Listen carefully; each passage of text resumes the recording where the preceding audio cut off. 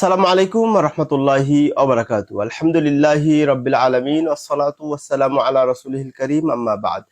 সুপ্রিয় দর্শক শ্রোতা, আজকে আমি আপনাদের সম্মুখে এসেছি মুফতি রেজাউল করিম আবরার প্রদত্ত একটি বিভ্রান্তিকর ফতোয়ার খণ্ডন করতে।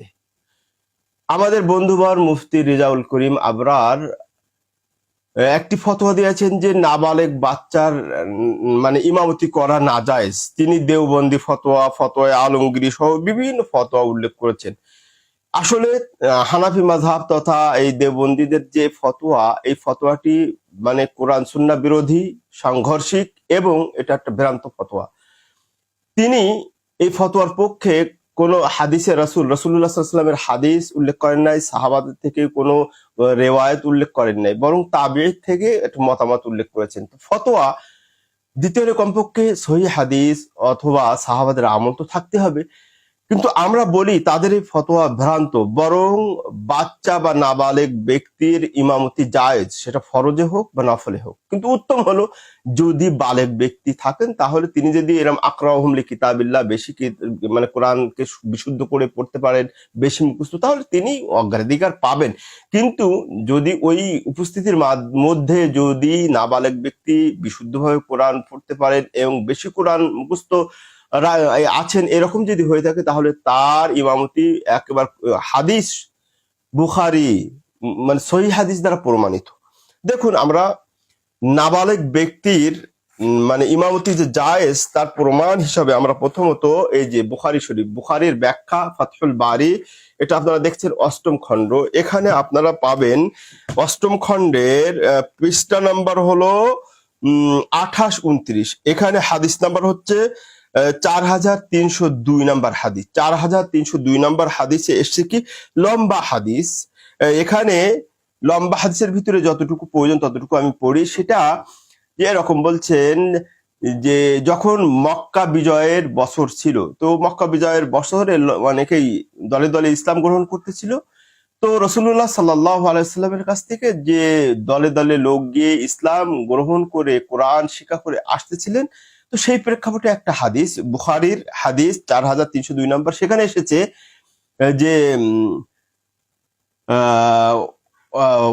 ফাইদা হাদারাতিস সলাতু ফালিউয়াদ্দিন আহাদুকুম ওয়ালিয়াউম্মুকুম আকসারুকুম কুরআনা, অর্থাৎ যখন সলাতের ওয়াক্ত মানে হয়ে যাবে, ফালিউয়াদ্দিন আহাদুকুম, তোমাদের মধ্যে হতে কেউ আযান দিবে, ওয়ালিয়াউম্মুকুম আকসারুকুম কুরআনা, এবং তোমাদের মধ্যে হতে যার কোরআন সবচেয়ে বেশি মুখস্থ তিনি ইমামতি করবেন। ফানাদারু, সাহাবারা একে অপরের দিকে তাকালেন। ফালাম ইয়াকুন আহাদুন আকসার কুরআনা মিন্নি। এই হাদিসের বর্ণনাকারী হচ্ছে আমর ইবনে আবি সালামাতা। ইনি বলছেন, ইনি একজন সাহাবী, ইনি বলছেন যে যখন সব সাহাবীরা একে অপরের দিকে দেখা দেখি শুরু করে, আমাকে ব্যতীত, অর্থাৎ এই আমর ইবনে আবু সালেমা ব্যতীত আর কাউকে পেলেন না যে বেশি কোরআন বিশুদ্ধভাবে কোরআন পড়তে পারেন। এবার কি করলেন বলছেন, কেন? লিমা কুনতু আতালাক্কা মিনার রুকবান, কারণ এই সাহাবী ওই যে রাসূলুল্লাহ সাল্লাল্লাহু আলাইহি ওয়াসাল্লামের কাছ থেকে আগত সাহাবীদের কাছ থেকে অনেক কোরআন শিখেছিলেন। এবার কি করলেন? ফাকাদ্দামুনি বাইনা আইদিহিম, ওই সাহাবী আমর ইবনে সালিমাতা বলছে যে আমাকে ওই মানে উপস্থিত সাহাবীদের মধ্যে হতে আমাকে ইমামতির জন্য আগিয়ে দিলেন। ওয়া আনা ইবনু সিত্তু আও সাবউ সিনিন, আমি সেই সময় ৬-৭ বছরের নাবালক ছেলে। তাহলে বুখারী দ্বারা প্রমাণিত হলেও যে নাবালেগ ব্যক্তির, নাবালেগ ছেলের দ্বারা ইমামতি জায়েজ, এটা হলো বুখারী থেকে প্রমাণ। এবার যদি আমরা আবু দাউদ দেখি, আমরা আবু দাউদে পাবো ওই সেমি ঘটনা। এটা আবু দাউদ, আপনারা দেখছেন আবু দাউদ ১ম খণ্ড, হাদিস নাম্বার হচ্ছে ৫৮৫। ৫৮৫ নাম্বার হাদিসে এখানে ওই একই অবস্থা বলছে।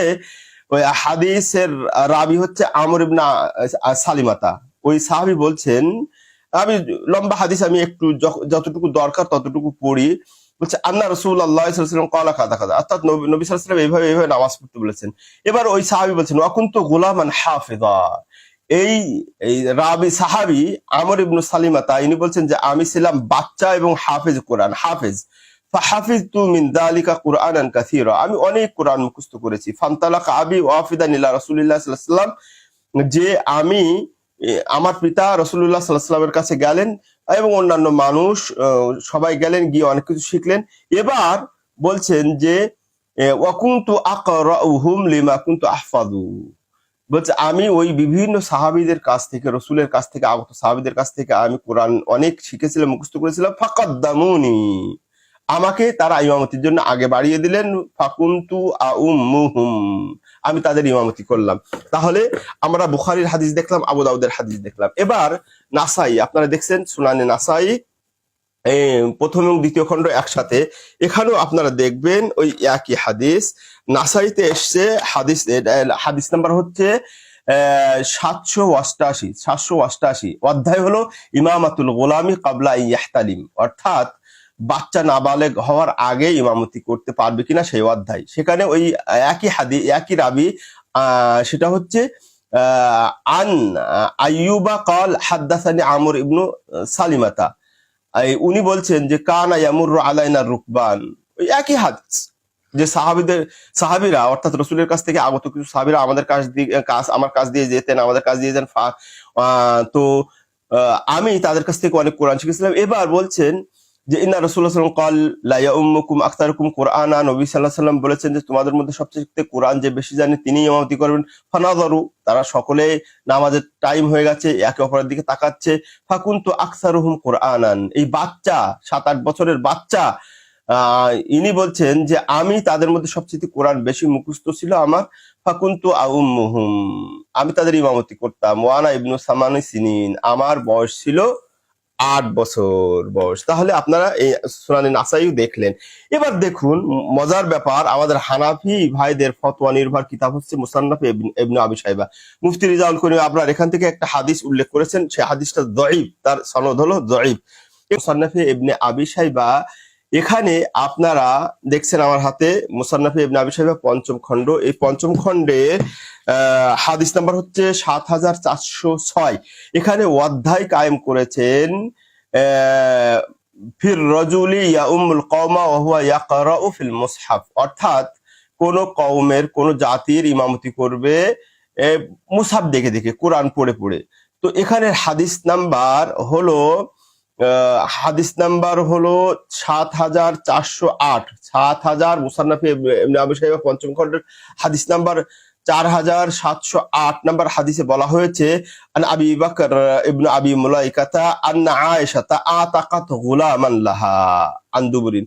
একদা আম্মাজান আয়েশা রাদিয়াল্লাহু তাআলা আনহা একজন গোলামকে, বাচ্চাকে, নাবালক বাচ্চাকে মুক্ত করলেন, মানে দাসত্ব থেকে মুক্ত করলেন।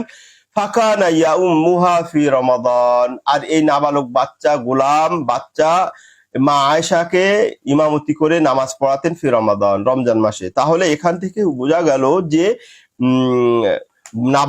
নাবালক মানে ইমাম হলে তার পিছনে নামাজ পড়া যাবে।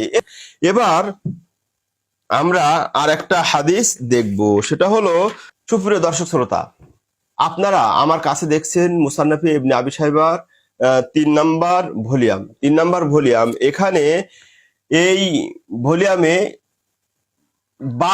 বাব মানে অধ্যায় রচনা করা হয়েছে ফি ইমামাতিল গোলামি কাবলা ইয়াহতালিম, অর্থাৎ কোন বাচ্চা নাবালেগ হওয়ার আগে তার ইমামতি করার অধ্যায়। এখানে 3538, 3539 নাম্বার হাদিসে কি বলা হয়েছে? বলা হচ্ছে যে আন হুম্মাম আন আবিহি আন্নাল আশআস কাদ্দামা গুলামান ফাকিলা লাহু, যে একদা আল আশআস তিনি একজন গোলাম বাচ্চাকে ইমামতির জন্য আগিয়ে দিলেন। ফাকিল আলাহু, তাকে বলা হলো কেন আপনি বাচ্চাকে আগিয়ে দিলেন? ফাকাল, তিনি উত্তর বলেন ইন্নামা কাদ্দামতুল কুরআন, আমি যে বাচ্চাকে ইমামতি, নাবালক বাচ্চাকে ইমামতি করতে দিচ্ছি এর কোরআনের কারণে।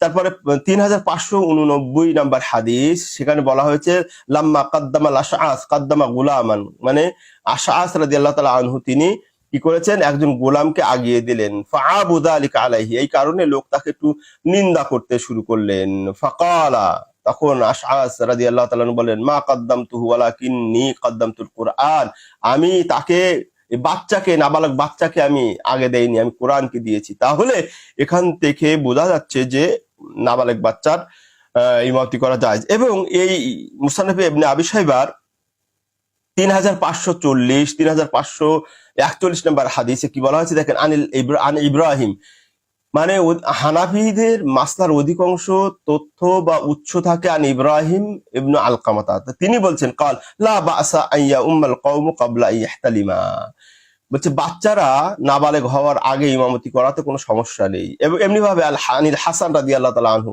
মানে হাসান বসরি রাদিয়াল্লাহু তাআলা قال লা বাসা আইয়া উম্মাল গুলাম ক্বাবলা ইয়াহতালিম, বাচ্চারা হাসান আল বসরি বলেছেন বাচ্চারা বাচ্চারা যদি বালেগ হওয়ার আগ পর্যন্ত ইমামতি করে কোনো সমস্যা নেই। সুপ্রিয় দর্শক শ্রোতা, আমি আপনাদেরকে আরো কিতাব থেকে দেখাতে পারবো, বিভিন্ন ফতোয়া দেখাতে পারবো যে নাবালেগ বাচ্চার ইমামতি জায়েজ, কিন্তু আমাদের ওই সমস্ত ভাইরা মুফতি রিজাউল করিম আবরার সহ এই সমমানের লোকেরা তারা হাদিসকে প্রাধান্য দেন না, রাসূলের হাদিসের প্রতি বিন্দু মাত্র মহাব্বত নেই।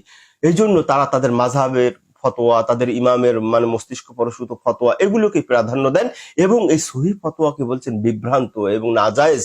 মানে হাদিস দ্বারা প্রমাণিত হলো জায়েজ, তারা নাজায়েজ বলছে। আল্লাহ আমাদেরকে হেফাজত করুন, আমাদেরকে সহিহ সুন্নাহর সাথে রাসূলের সাথে থাকার তৌফিক দান করুন এবং যারা এই বিভ্রান্তকর ফতোয়া দিচ্ছে তাদেরকে সহিহ সামাজ দান করুন, সঠিক হিদায়াত দান করুন। আমিন। আসসালামু